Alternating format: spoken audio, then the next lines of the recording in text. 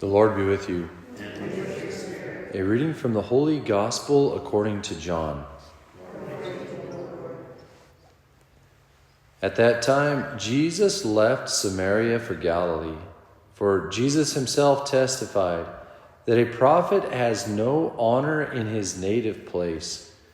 When he came into Galilee, the Galileans welcomed him, since they had seen all he had done in Jerusalem at the feast, for they themselves had gone to the feast.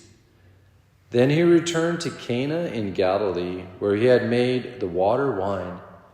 Now there was a royal official whose son was ill in Capernaum. When he heard that Jesus had arrived in Galilee from Judea, he went to him and asked him to come down and heal his son, who was near death. Jesus said to him, "Unless you people see signs and wonders, you will not believe."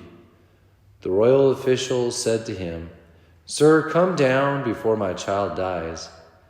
Jesus said to him, "You may go, your son will live."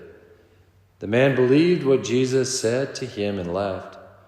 While the man was on his way back, his slaves met him and told him that his boy would live. He asked them when he began to recover. They told him, "The fever left him yesterday about 1 in the afternoon." The father realized that just at that time Jesus had said to him, "Your son will live." And he and his whole household came to believe.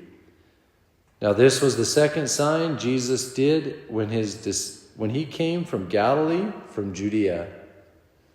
The Gospel of the Lord. Praise to you, Lord Jesus Christ.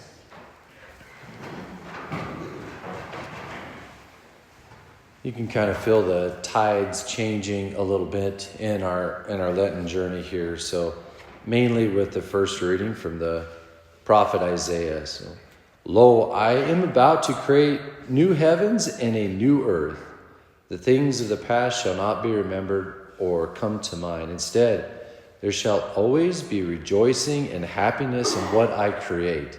It's a really, really beautiful, uplifting, hopeful language midstream of Lent.